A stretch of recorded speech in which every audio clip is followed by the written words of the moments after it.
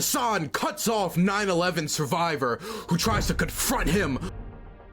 Hasan went on a podcast, Jeff FM's podcast, and I was scrolling through like the YouTube and I stumbled upon this, and the title of it was Hasan Piker confronted by a 9/11 survivor.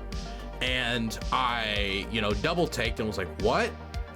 Because many of you might not know this, but Hasan, well, actually, I think basically almost all of you should know this, but Hasan said on stream something about 9/11, which got him in a lot of trouble.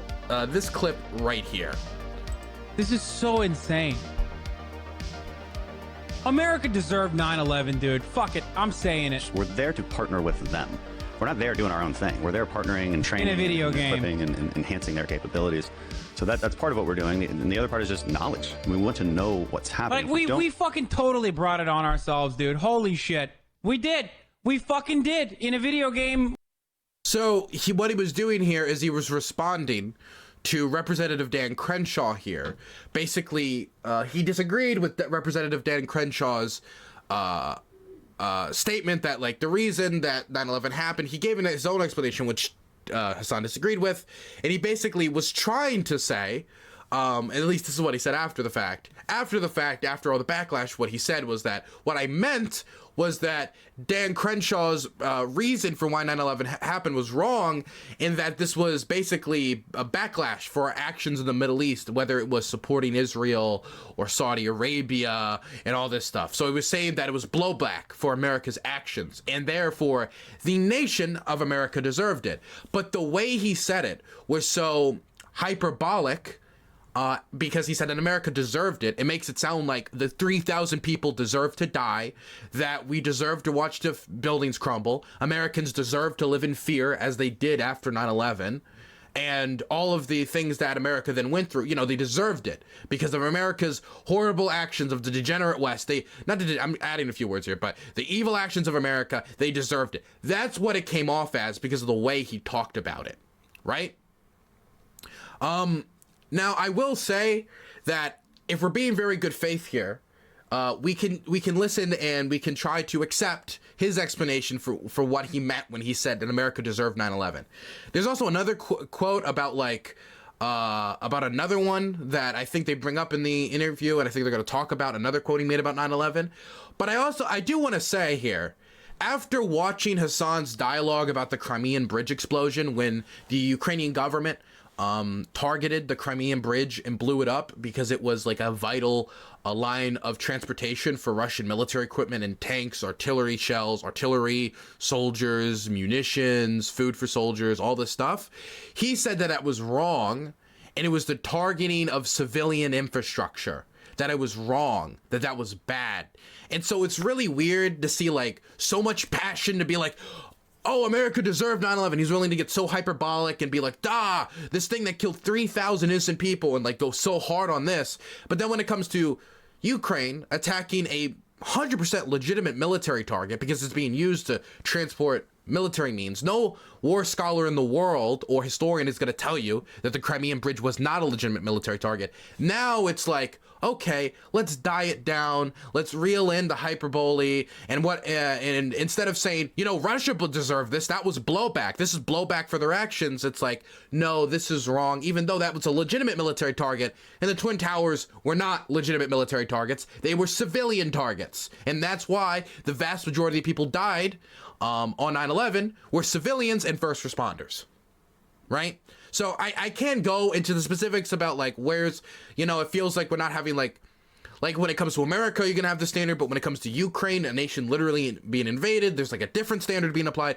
I can try to get into like the nuance and get very specific here, but let's try to be somewhat as physically good faith as possible and say that Hasan really did mean blowback, and that it's just the way he said it was very toxic, hyperbolic, and very of the moment because he really disagreed with Dan Crenshaw. Because it also in this interview, he also made fun of Dan Crenshaw's war injury when, how he lost an eye and he wears an eye patch, talking about the Taliban, face fucking him basically. So I would assume that this was of the same style of just like hyperbolic, like I'm a streamer, attention, I'll assume that. Right? I'll assume that. But again, feels like a weird inconsistency on where this type of vitriol comes from. Because I'll be honest, when the Crimean Bridge explosion happened, I was posting memes. I was having a good time. I'm gonna be for real, because I knew how much of a military accomplishment that was for the Ukrainians, and how much egg that put on the face of the Russians, and how significant this could be strategically for the Battle of Kherson and straining Russian supplies, which the Ukrainians later retook. Where it felt like Hasan just kind of viewed it as like a civilian target, like this is an immoral thing to do, which again, 9/11, Twin Towers, civilian target. This is the way he acted. Not civilian target, military bridge of a nation that's actively been invaded, and it's literally occupied territory, by the way, Crimea. And now it's like, oh, let's reel it in. This is so inappropriate. It felt wrong, right? It feels like an unequal amount of pressure being applied here. But let's be good faith on exactly why he meant this. So the reason we're covering this again, even though this is super old news, is because Hasan went on this podcast, and somebody who was, I believe, on the 44th floor of the Twin Towers and survived 9/11, called into the show. And it's actually the mother of Jeff. And Jeff told the mother live exactly what Hasan said and got her reaction to it. And I watched like a minute or two of it and was like, I gotta watch this on stream, because even though the topic is very heavy, it's also a very in a dark way kind of humorous interaction from the way you can kind of see like Hasan kind of squirming around, and the host puts a literal spotlight on him. So let's watch it. Mom, I'm here. sorry for calling so late. Okay. So I have my friend here. I don't even know if I should call him that yet, but he's a very popular internet creator or whatever. And Okay, he you're not got, selling me well at all. he's a right now. smart guy. He kind of looks like, he resembles me and my cousin Patrick, right? Yeah. So he looks He has like long hair. he has long hair. Yeah, I just gave him Yeah. a haircut, and while I was giving him a haircut, I asked him if he's ever been banned from Twitch, because he does this streaming thing like where kids do with video games. So I was asking him if he ever got banned from that platform, and he said yes, he did. And I was like, what for? And turns out he had said something about 9/11 and America, about how America deserved 9/11 and we should have another one. Dude, look at him. Dude, I'm sorry. Look at him. Just look at his face. About how Look at him. He is squirming, because like, oh my God, man, like the feeling. I've only seen that type of like face during an interview before, and one other time, or no, I felt that vibe off of somebody. I remember I had this person on my show once by the name of Rose Mullet, who's somebody I think is like kind of a dishonest hack. I'm being completely honest. I think they're kind of an attention whore, to put it in the most rude way possible. But they were on my show, and they were advocating for a pacifist position on Ukraine, which was the Ukrainians just shouldn't have fought back. They should have just put down their arms and completely surrendered, because shooting back is wrong, because violence is wrong. And so I was in my friend's house in Ukraine at the time, and I was like, really, you believe this? And we went back and forth for 30 minutes, and I couldn't get through to her. So I was just like, you know what? Would you mind if I bring a guest on? And I had my friend from Ukraine who was watching downstairs, because he I guess he enjoys my stream. I'm very happy to hear that. He came upstairs, got on stream, and talked to them, and like described, we had to make the decision on whether to flee our village or not, because our village was being bombed, and we could try to drive away, but then us and a lot of moving vehicles trying to flee were destroyed by Russian tanks and blown up.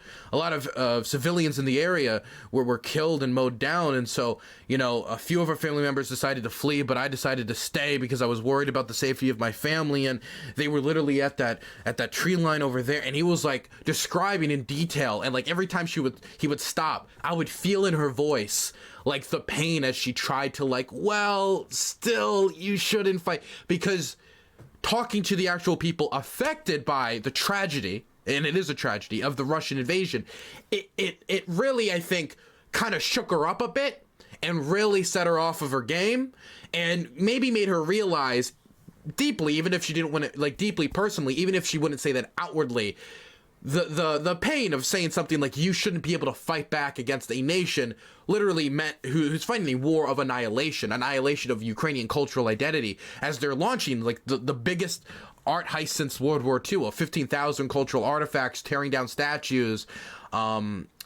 just terrible behavior. And this reminds me so much of that interaction. Even though I didn't get to see her face at the time, I can feel the vibe emanating off of Hasan right now. He's like, oh God, I can't believe I actually said that. And, you know, oof, careful with your words on the internet, eh? Be careful with them. America deserved 9/11, and we should have another one. That's not what I said. And then I never. So what did you say exactly? 9/11, dude. That's what I said. Play one more time, Kyle. I was responding to Congressperson. America deserved 9/11, dude. America deserved 9/11, dude. Oscar, hit the spotlight. Let's do the interrogation. Oh God, you have a spotlight. We just implemented that recently. So, Mom, he said this. I don't know if he was joking around or not. I know you were in the building. You have very traumatic memories. 44th floor. Of it, 44th floor. Yeah, I told them the story. They didn't really believe me. But you as a 9/11 survivor and what you saw that day, and then having some goofball rich kid just make it. I wasn't rich back then. He got rich off that line. No, I didn't get rich off that line. He profited off of it. Okay, no. Why would you say such a thing? That's what I'm saying. Good question, Ma. So I was actually responding to Republican Congressperson Daniel Crenshaw, Texas 2, talking about how they hate us because they hate us, right? That's basically what he said about why 9/11 had happened. In a conversation while he was also simultaneously justifying continuously arming the Saudi government. See, this is what he does, Mom. He says all these big words and thinks that we're going to be like, oh, he's saying these big words, so he's right. No. I mean, well, the point was that... I mean, the way he said it was irresponsible. And he should just say that. He should say, look, what I said it in an irresponsible way. What I should have meant was that this was a blowback. That this was blowback from our interference in international and doing this and doing that. That's the way. That's what I would assume would be the best thing to say here, right? Which he's performing quite well under the pressure, I would say. We had dealings with the Mujahideen all the way leading back to the 80s during the Afghan Civil War, some of which then became the Taliban and also Al-Qaeda, including Osama bin Laden. And I was saying that, like, we are responsible for 9/11. Like, we did it to ourselves. Because the longer quote describes it pretty much. Okay. Any thoughts there, Mom? I did not say we need a 9/11 too, though. Also, I would say the idea that we did it to ourselves is also inaccurate. I would also say that. I guess I could do like another video on like the Afghan Civil War, the Northern Alliance, the Mujahideen. But to say, I don't think saying we did it to ourselves kind of like implies almost like a direct correlation, which I don't think exists. Like it's like if I don't think that anybody could have really, definitely in the 80s, could have predicted exactly the events that would transpire past that. But I'll talk about that another day. I'm more interested in just seeing this person's reaction to this. No, so you need another 9/11. I think it was just mad at our government. It was just mad at America for some mistakes that we made, and we needed another like wake up call. Is what he was saying. You know. So, I mean, like all 3,000 people that died that day deserved to die. No, of course not. Oh God, man! Holy no, of course not. Smokes. I was also a big advocate for the Zadroga bill originally, when the Congress, of course, ironically, was not a fan of that either. They didn't want to give the first responders the proper medical care that they wanted because our politicians are fucking crooks. Do you believe in God?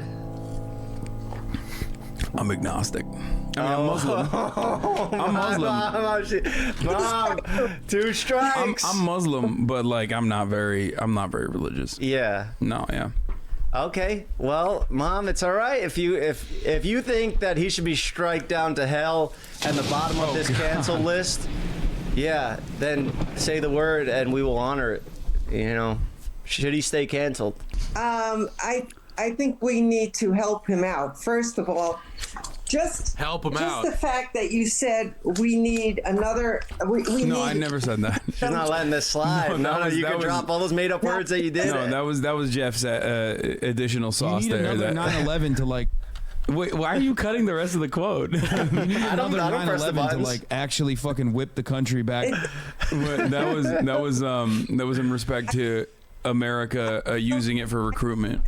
I mean, there's so many conspiracy theories. The Bushes have. To be fair to Hasan, when he was saying that, I don't think he was being serious. I think he was talking about recruitment numbers in the military, which are not meeting what the military wants right now. Like, recruitment numbers are down, and they need them to be up. And I think the quote was in reference to that, like saying, like, I guess we need another national disaster to get those numbers up.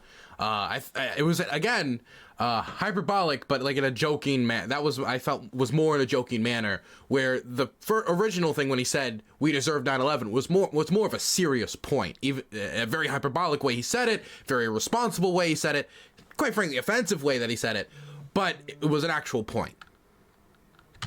Had something to do with it, with Osama bin Laden. But 3,000 people, innocent people, didn't deserve to die that day. No, of course not. I learned the hard way too when I brought you on the show to interview you about 9/11, and I might have been insensitive. What I could do if I wanted to be a really dishonest hack, I could put like on a thumbnail if this gets uploaded to YouTube, like Hasan cuts off 9/11 survivor who tries to confront him on just oh my goodness, man, this interview is wild, man. This isn't like really like Hasan isn't getting like completely grilled here or anything, but it's just wild that this interview happened in the first place. Lean into the clickbait, yeah. About it, so I'd like to take this moment to apologize about my comments about 9/11. And what have you said about 9/11? I just interviewed my mom about it, and I tried to approach it like with a comedic aspect, a comedic view, and it wasn't the right time because she came in to tell a different story and do a different podcast, and then I was hitting sound bites of like bombs exploding and stuff. It was a traumatic day for both of us, Mom.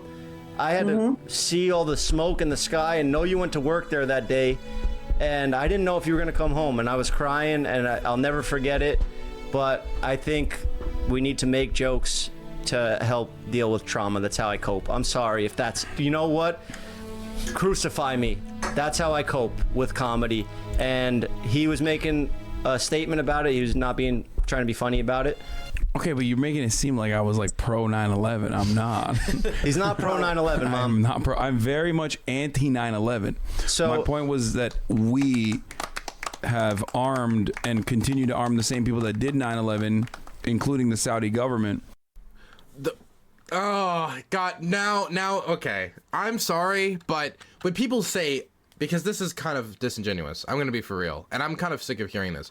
When people say the Saudi government did 9/11, that's not true. We don't have any evidence that the Saudi government did 9/11, and that the arms that we sent to Saudi Arabia were used in 9/11 or were used in that capacity or like anything like that. We have no evidence for that. What we do have evidence is that members who were in the Saudi government could have possibly been involved in like helping the groups that ended up doing 9/11, like individuals with it. It would be like as if, let's say we found out that like Marjorie Taylor Greene, Lauren Boebert, and Matt Gaetz were like sending money to like militias in like Wisconsin who were like planning to kidnap the governor. That would be the equivalent. That's not the U.S. government doing it. That is members of the U.S. government separate from the U.S. government being involved in this. And this is because like a lot of Saudi officials, obviously because they're a monarchy, are like amazingly like ultra rich, crazy rich. And Saudi Arabia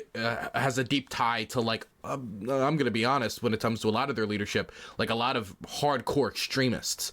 And the Saudi government itself has funneled weapons to actual extremists as well, but there's no evidence that I've seen as of yet that directly ties the Saudi government as a political entity to 9/11 itself. Saudi government officials, yes. The government itself, not so much. Why is this his hill to die on? Like Hasan's? Well, I don't think he's dying on this hill. I think he just said that. I don't think he's saying this in a disingenuous or lying way. It's just I think that nuance is important because there is a distinction there because you have to treat that differently, right? That you have to treat that differently if it's specific people acting independently of the government or the government itself doing it. Which is one of America's biggest allies in the Gulf, because they have oil. So we let them do that. What's your favorite food? I'm just trying to get something. Italian food is my favorite. You hear that, Ma? My favorite food is Italian food. Nice agnolotti. There you go. It's a good guy, right? He didn't say the Saudi did it. He said the Saudi government, didn't he? Let me go back. Armed and continue to. About it, he's not. He's not pro 9/11, Mom. I'm not pro. I'm very much anti 9/11. So my point was that we have armed and continue to arm the same people that did 9/11, including the Saudi government. See, the way he says that makes it sound like the Saudi government did it. That we gave money and arms to the Saudis, the Saudi government, and then the Saudi government did 9/11. That's what it makes it sound like, right? But like just like a few extra words and he would be a lot more accurate here. But nobody usually when talking about this adds that nuance, because that nuance kind of like makes the story a little bit less sensational. And I'm not saying this to defend the Saudi government, by the way. I don't think we should be supporting the Saudi government military operations in Yemen. I think that the Saudi royal family are butchers. I think they're disgusting in the way they've behaved. I am not doing this to defend the Saudi government, but I do think it's important to add that nuance. Food, I'm just trying to get something. Redeeming Italian food is my favorite. You hear that, Ma? My favorite food is Italian food. Nice agnolotti. There you go. It's a good guy, right? I don't think I'm gonna win her over, Jeff. We started on the wrong foot. Mom, on a scale of 1 to 5, or like, where does he land on the good guy bad guy list? 1 to 5. No. Okay, let's squash the whole 9/11 thing, but let's talk about agnostic. I know. Oh. Well, should we get George Jenko on the phone too while we're at it? And we'll all just listen. God, and he's the one you have to answer to. So not me. There you go. At the end of the day, it's not us. I think I have what well, go ahead. How do you think you got here? First of all, how do you think? Okay, Mom. Here we go. Religion debate. Hey, Hasan, how did you get here, Hasan? I just wanted to. Okay, I don't want him to debate you. No, I wasn't going to debate it. This man, he took down Andrew Tate. I don't know if you know who that is. Hey, she's convinced me. I'm back in the flock. But he had Andrew Tate, the top G, running away like a little girl, saying, That's true. "Oh, you're annoying. You're annoying." So. He does stand for some good. I know I introduced him in a bad way. He is a good guy, and just watch the rest of the episode when it comes out. Hopefully, he'll redeem himself on the episode. But we got to go because we got to get to a list of other people, and he's got some Twitch party to go to. Well, it was nice meeting you, Hasan, and I know you have a lot of good qualities. I'm sure you do. And thank you for being there on Jeff's show. Yeah, I promise your son Jeff is not making bad friends out here, like me. That's nice of you to say that. You made bad friends originally, but I'm a good friend. Yeah, that's true. Yeah. That's true. See that, Mom? He's a good guy. Yeah. All right, well, I'll let you go. I'll see you tomorrow. Yeah. I'll be back home, so... That's it.